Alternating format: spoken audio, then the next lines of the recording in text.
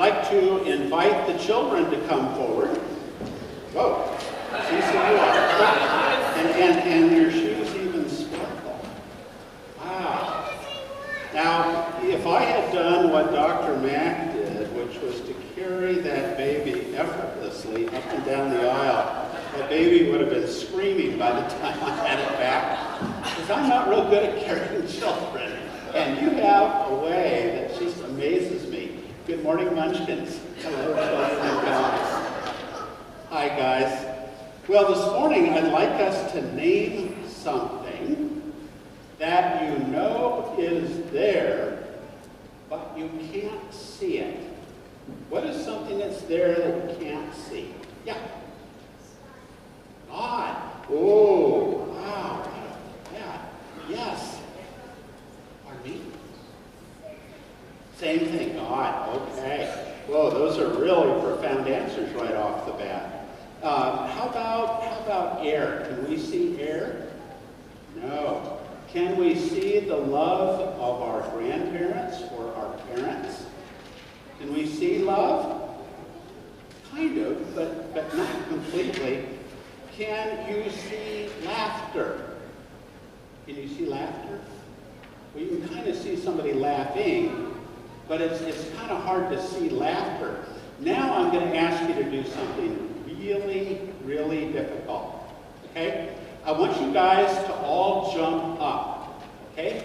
Can everybody jump up? But you got to stay up. That's the whole secret to this. When you jump up, you got to stay up. Okay? So can all of you try to jump up? Can everybody stand up? Okay? Now just all you have to do is jump up and stay up. Okay? Shall we give it a try? Okay, on 1, 2, 3. Ah! You came back down. You're supposed to stay up. Yeah, oh, you came back down again. Everybody's jumping, but they keep coming back down. Why is that? Go ahead and have a seat if you want. How come you couldn't stay up?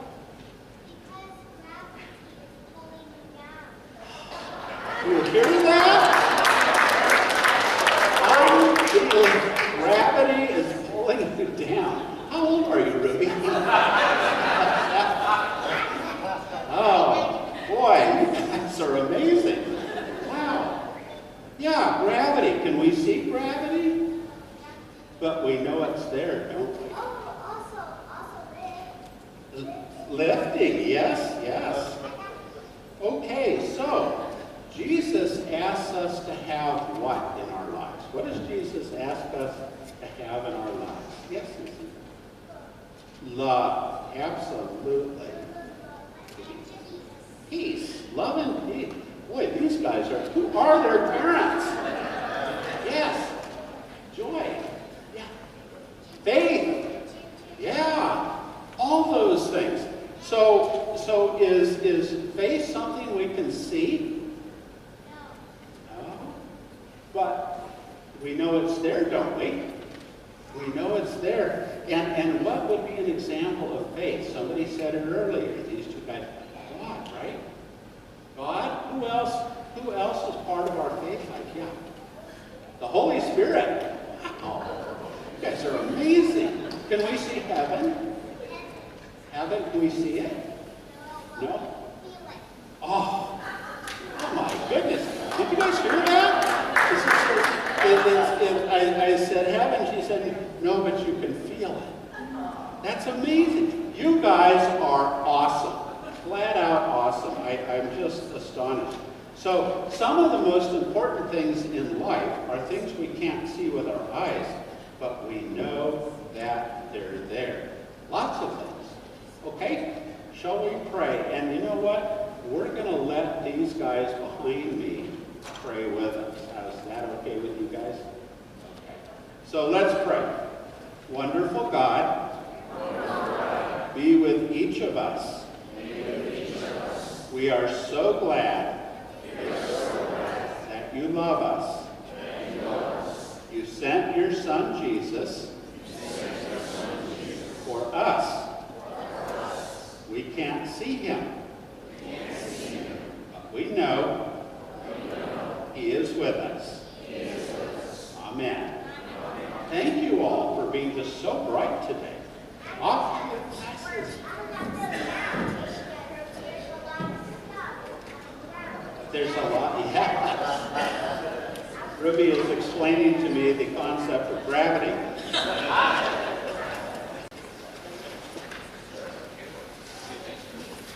This morning's gospel reading comes from the Gospel of John, chapter 9, and there's some selected verses. So we'll start in verse 1.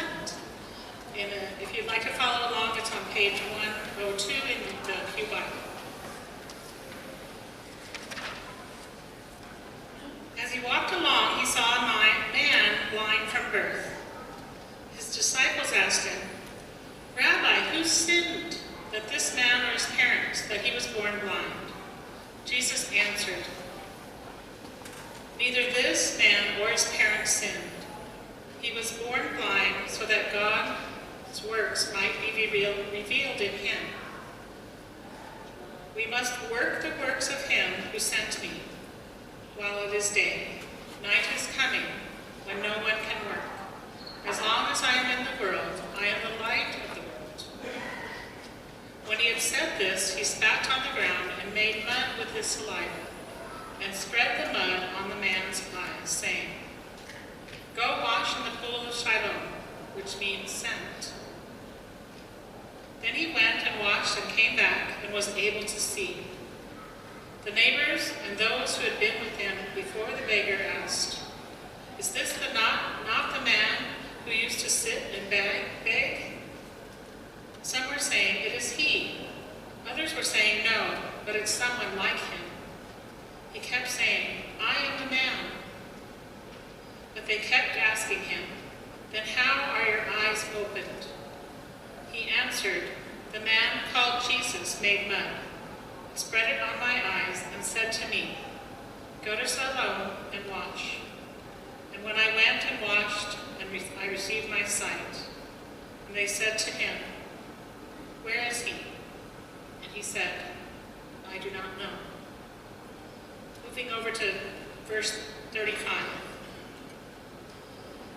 Jesus heard that they had driven him out, and when he found him, he said, "Do you believe in the Son of Man?" He answered, "And who is he, sir? Tell me so that I may believe in him."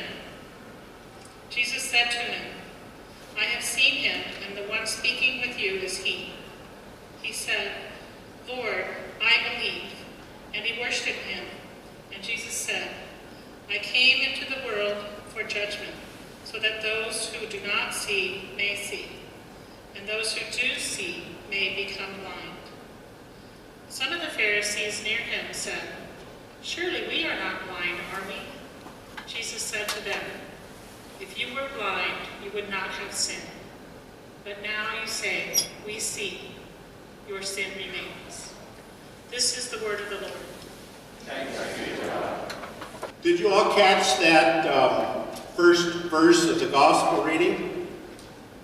The disciples asked Jesus who it was that sinned against God and caused the man in the story to be born blind. Is it that man who sinned? Or is it his parents who sinned? See, right off the bat, we get a primitive understanding of why he was blind. He was blind because of sin. And now you know that sin causes blindness. You know that having any deformity is caused by sin. You know that any disease or illness is caused by sin. I have pronated ankles from birth. I sin. Right? Wrong. Wrong. Jesus tells his disciples not so. But if we had lived long ago, centuries ago and back, we would have known that sin or something we had done wrong was the root of our problems.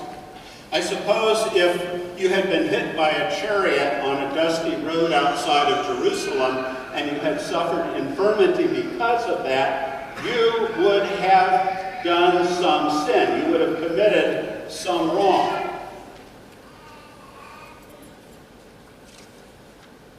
The things that happen to us, I would posit that every human being on the face of the earth has something physically wrong or different that keeps them from being perfect. Being imperfect is the perfect part of the human condition. Now, let me take you to the last two verses of today's story before I back up. John verse 40 to 42. Some of the Pharisees heard Jesus speaking, and they said to him, "Surely we are not blind." Now, of course, anything the Pharisees say is going to come back on them. They say, "Surely we are not blind, are we?" Jesus said to them, "If you were blind, you would not have sin. But now that you say, 'We see,' your sin remains." Powerful stuff. Leave it to Jesus to turn human ignorance on its head. We have avoided this scripture fastidiously in the past so that we did not offend anyone in the congregation. But the fact of the matter is we have a woman in our church who is blind. Her name is Barbara. Who is it that sinned? Was it Barbara? Or was it her parents? Who sinned? Now, before you all go crazy and get all worked up, I received Barb's permission to tell this story today. Why? Because she sees better than most of us. She and I have a good chuckle over the fact that when she used to volunteer in our church office, she could tell who was in the office before we even knew. How is that possible? Was Barbara an amateur magician? Of course not. She would come across the parking lot from her home, and with her hands as her eyes, she would feel the numbers and the letters of our license plates on our cars. And she could tell us exactly who was at church that day. One of the many Barbara stories where God has truly blessed her life, where God has given Barbara things that give God glory. Back in ancient days, the disciples, like most of the Jewish people of their day, assumed that sin was the primary, if not exclusive, cause of all suffering and infirmity. There were hundreds of rituals to purify and to sanctify the sufferings and the infirmity of others. Over 600 types of procedures and laws. The blind man was a known local. He was known to his community as a beggar. And he lived out on the streets. We don't have to worry about that today, do we? Nobody's out there. And the disciples ask the question of sin. Jesus responds by essentially saying that no sin was attached to the blindness. The man was born blind, so that God's work might be revealed in this man, so that that blindness would attest to God's glory.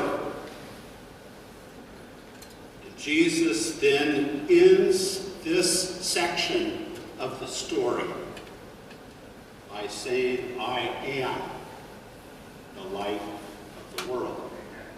Exodus 3, verse 14, Moses asked God his name. The reply comes back, "I am. I am who I am. I am that I am." In the Hebrew, it is Eyah Asher Eyah. I am that I am. Jesus says in John verse 5, "I am the light of the world." Sight or no sight, Jesus provides all the sight that we need. He doesn't explain any connection between sin and suffering. He says that man's affliction came to give God an opportunity of being glorified. Now listen carefully to this. Affliction, sorrow, pain, disappointment, loss, all of these and more are opportunities to display God's grace. Sight or no sight, Jesus is all the sight that we need for our lives. Part 2. Part 2 is this bizarre healing. What's the deal with dirt and saliva? As I said earlier this morning at the 8 o'clock service, I saw Billy sitting there. Billy Holbrook used to be a dentist. She saw more saliva than most of us will see in a lifetime. Just a side note before we begin playing in the mud here. This is the only miracle in the Gospels where the sufferer is said to have been afflicted from birth. It is one of the longest healing stories in the Bible. And finally, it uses the blind man to show forth the glory of God. And we are talking here about spiritual blindness, not physical blindness. But back to saliva, spit, and dirt. And I'm about to date myself here, for any of you millennials. Have any of you ever been to a dinner party, or a wedding, or a regular old party, where somebody lifts a glass of champagne or something, whatever it is. They clink the glasses together, and they create a toast, and it said, "Here's mud in your eye." Remember that? Here's mud in your eye. Now, if you go on to the computer, to the websites, to Google or any other search engines, and you ask what that means, they'll say it's a toast, it's a celebration. One said, doesn't mean anything. But then the really appropriate website says that it goes back to Jesus when he placed the mud on the man's eyes. What a celebration it must have been. John 9, verse 32. Never since the world began has it been heard that anyone opened the eyes of a person truly born blind. But remember, friends, all things, what? All things, says the Bible, all things are possible through Jesus Christ who strengthens us. I told you occasionally about my little 3x5 cards that I used to write up. This was one I kept in my wallet for years. All things are possible through Jesus Christ who strengthens us. And Jesus spits on the ground and he makes mud pies with the spittle and the dirt. Now for the yuck factor, the gross factor, he takes this stuff, this poultice, and he spreads the mix on the eyes of the blind beggar. Then he tells him to go wash in the pool of Siloam. Siloam means sent. So Jesus sends him to wash in this pool. One scholar, one reputable scholar, believe it or not, suggested that this mud, that this creation of mud pack, was actually 2 eyeballs that were made for the beggar. Can you imagine this? This guy's actually reputable. And he says they took this mud and he made these eyeballs and stuck them in the man's head. I don't think so. Another person said, well, you know, he's representing creation. Takes the dust of the earth and it represents creation. No, say the Jewish rabbis of that day. In response to this healing, they say he's an amateur magician. That was their quote. He's an amateur magician. Would it surprise you to learn that the saliva of a prophet, or one who was considered divine, had healing properties back then? Did you ever hear of a Roman guy named Pliny? P-L-I-N-Y? Pliny wrote this scientific book, and in that book he devotes an entire chapter to the saliva of amazing people. And he says this saliva can cure the evil eye. It can cure epilepsy. It can cure leprosy. It can cure the venom of a serpent. Hear now a story from Cornelius Tacitus. Who in the heck and what in the heck is a Cornelius Tacitus? Tacitus is the historian of the Roman Empire, and he is born 20 years after the crucifixion of Christ.